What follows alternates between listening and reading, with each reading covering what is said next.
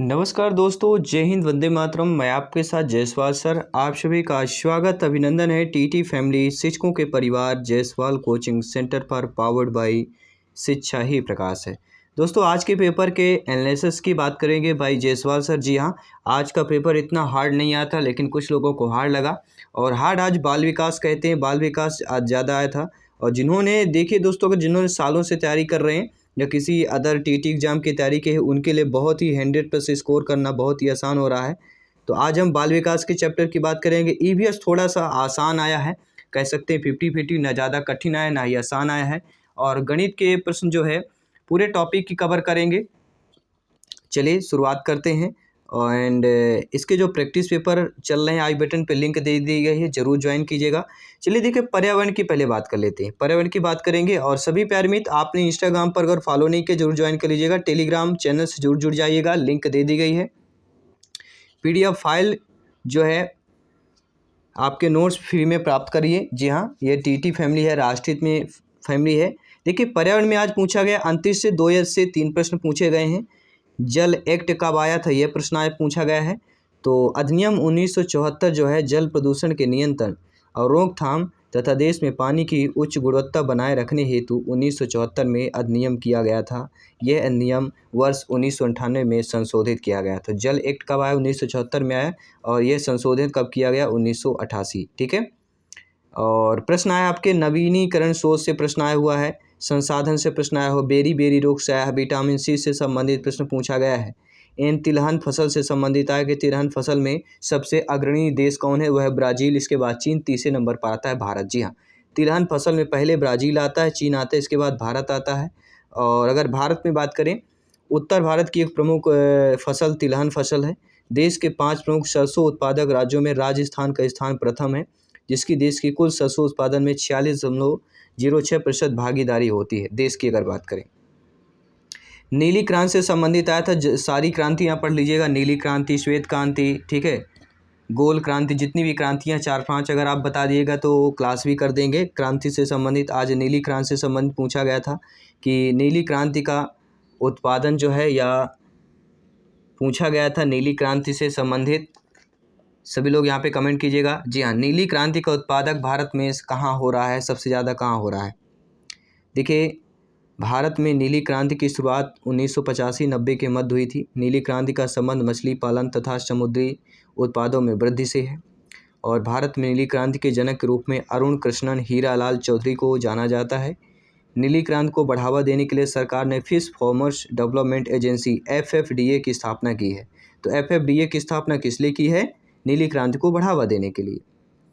मत्स्य प्रजनन हो गया, पालन, विपणन, इसका निर्यात, कई तकनीक अपनाकर FFDA जो है मछली पालन में सुधार हेतु तेजी लाने से कार्य कर रहा है।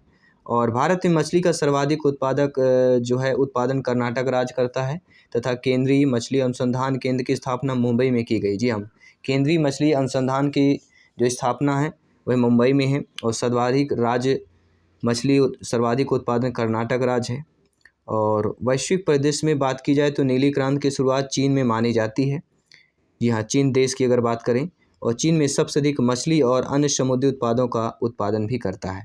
और पेडागॉजी 8 से 10 नंबर की आपकी पेडागॉजी EVS में पूछी गई है। एंड अगर बाल विकास की बात करें, आज कुछ मॉडरेट क्वेश्चन आए थे, कुछ आसान भी प्रश्न आए हैं।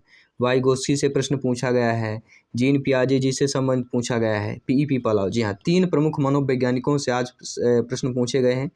वृद्धि और विकास से प्रश्न आया हुआ है, मतलब बच्चों के विकास से संबंधित प्रश्न आया हुआ है। बच्चों के मानसिक विकास, आध्यात्मिक और सामाजिक विकास का सिद्धांत किसने दिया, सभी जानते हैं वाइगोत्स्की महोदय जी की बात करेंगे। यहाँ सामाजिक अधिगम सिद्धांत वाइगोत्स्की ने दिया था। और सोशल डेवलपमेंट थ्योरी इसको इंग्लिश में कहा जाता है। और परिभाषा एक पूछी गई, स्टेटमेंट भी आपके बाल विकास में एक पूछा गया है।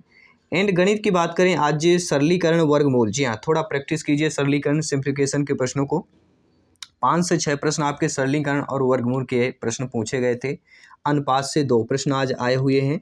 प्रतिशत से 1 प्रश्न आया हुआ है। संख्या बदलने वाले प्रश्न आ रहे हैं। संख्या बदलने वाले मतलब धन को ऋण में चेंज करना, ऋण का गुणे में कर देना, ऐसे प्रश्न आ रहे हैं। ठीक है, बोर्ड में उसके रूल के अकॉर्डिंग। तो थोड़ा प्रैक्टिस कीजिए। सिक्के वाले आज 3 प्रश्न आए, जी हाँ, सिक्के वाले आज ज़्यादा प्रश्न आए हैं। जी हाँ, सिक्के वाले कैसे प्रश्न कि 2 रुपये कितने सिक्के, 50 पैसे कितने सिक्के, टोटल कितने पैसे होंगे, इनका रूपांतरण, सिक्के से संबंधित आज 2 से 3 प्रश्न आए हुए हैं। तो ये टॉपिक आपको कवर कर लेना है एग्जाम के लिए।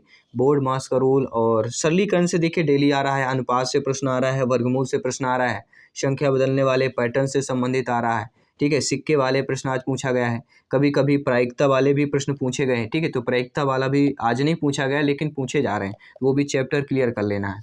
और मैथ्स में अगर पेडागोजी की बात करें तो 8 से 12 नंबर की पेडागोजी मैथ्स में पूछी गई है, जिसमें अक्षमता से प्रश्न आया था, आगमन निगमन से प्रश्न पूछा गया है, ठीक है। और कोई एक सिद्धांत था, ठीक है, शुक्राचार्य या शुक्र करके ऐसे, उससे पूछा गया है।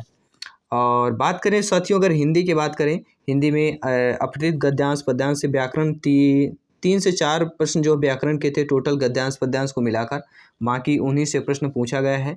एंड 9 प्रश्न जो है आपके गद्यांश के थे और 6-7 प्रश्न आपके पद्यांश से थे हिंदी में बात करें। एंड पेडागोजी 12 से 13 नंबर की हिंदी में पेडागोजी आई थी, जी हाँ, 12 से 13 नंबर की पेडागोजी।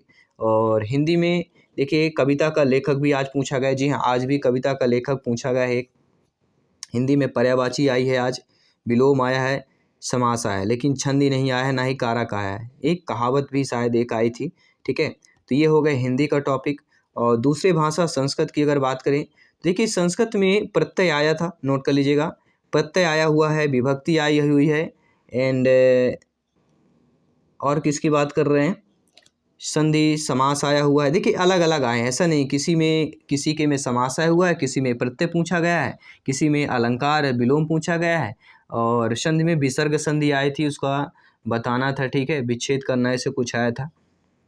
तो ये आपके संधि से प्रश्न आ रहे हैं। तो आपको देखिए संस्कृत में लकार को टॉपिक क्लियर कर लेना है, आपके जो पुरुष हैं प्रथम उत्तम मध्यम इनको क्लियर कर लेना है। और एक दो देखिए आपको ठीक है, जैसे राम का रूप हो गए, कादु रूप अगर कर लेंगे तो उनसे रिलेटेड आपका नहीं कराएगा। एंड विभक्ति हो गई, प्रत्यय हो गया, संधि समास अलंकार विलोम, ठीक है, ये सारी चीज़ें हो गई। और देखिए संस्कृत में पेडागोजी से वर्ग 2 में MP टेट की पूछी गई, तो उसी तरह से जैसे हम प्रैक्टिस पेपर पे कर रहे हैं, लगभग 4 प्रैक्टिस सेट कर चुके हैं, 20-20 के टोटल 80 प्रश्न कंप्लीट कर चुके हैं। और कल का जो हमने प्रैक्टिस सेट किया था संस्कृत में, लगभग MP टेट में जो 2 में पूछे गए प्रश्न हैं, जी हाँ, जीन पियाजे जी वाइगोस्की, आज संस्कृत में जीन पियाजे से संबंधित एक पेडागोजी में आया था, जी हाँ, संस्कृत में ही पूछा जा रहा है, जैसे MP टेट वर्ग 2 में पूछा गया था, ठीक है। तो वर्ग 2 में हमारे पास पेपर है, उन सारे डाटा कलेक्शन हमारे पास, तो सारे क्वेश्चन कर रहे हैं, ठीक है। तो आई होप सभी आंसर्स अच्छे तरीके से समझ पाए होंगे, अच्छे तरीके से तैयारी कीजिए, बेहतरीन मौका है सिलेक्शन पाने के लिए, ठीक है। और EVS का जो 29 से लगातार टॉपिक पूछा जा रहा है, 2-3 टॉपिक डेली आ रहा है, कभी कभी ज़्यादा टॉपिक भी आ जा रहा है, ठीक है। तो इन टॉपिक को हमें कवर करना है, सारे टॉपिक कवर कीजिए। और देखिए जितना ज़्यादा हो सके, अगर हम बात करें अंतरिक्ष में सन वाले प्रश्न करिए, ठीक है, जो आपको नहीं पता वो सारे प्रश्न कीजिए। और बाल विकास में सिद्धांत को पढ़िए, जी हाँ, सभी सिद्धांतों को डिटेल के साथ पढ़िए, केवल सिद्धांत और उनके जनक बर नहीं, उनसे संबंधित डिटेल के साथ पढ़ लीजिएगा। अवश्य आपको जीन पियाजे जी रट कर आइए, जीन पियाजे का पूरा निचोड़, जीन पियाजे जी, वाइगोस्की, कोहलबर्ग, EP पालाव, बस यही ज़्यादातर अब प्रश्न पर आएंगे, ठीक है। अब कोई ज़्यादा देर, ठीक है, लेवल यही रहेगा अंतिम तक, अब लेवल चेंज नहीं होने वाला है, लेकिन कभी हाँ किस टॉपिक से ज़्यादा रहेंगे, किसी टॉपिक से, ठीक है, कम रहेंगे। तो ये सारी चीज़ें हैं, पूरा क्लियर कर लीजिएगा। आई होप आप लोग अच्छे तरीके का रिव्यू या आंसर से जो है टेलीग्राम पे ज़रूर फीडबैक करें, जिनका एग्ज़ाम हो गया है टेलीग्राम पर हमें मैसेज करें और क्वेश्चन का अपना फीडबैक दें, जो भी क्वेश्चन है टॉपिक शेयर करें, ताकि आप सभी भाई बहन जो और हैं इनको भी हेल्प मिल सके। जो आज आपको मिल रही है, अगर कल आपके एग्ज़ाम होता है तो आप लोगों को भी शेयर करना है, ठीक है। चलिए मैं आपके साथ जयसवाल सर मिलता हूँ आपके अगली क्लास पर। सभी मित्रों को जय हिंद, वंदे मातरम, धन्यवाद।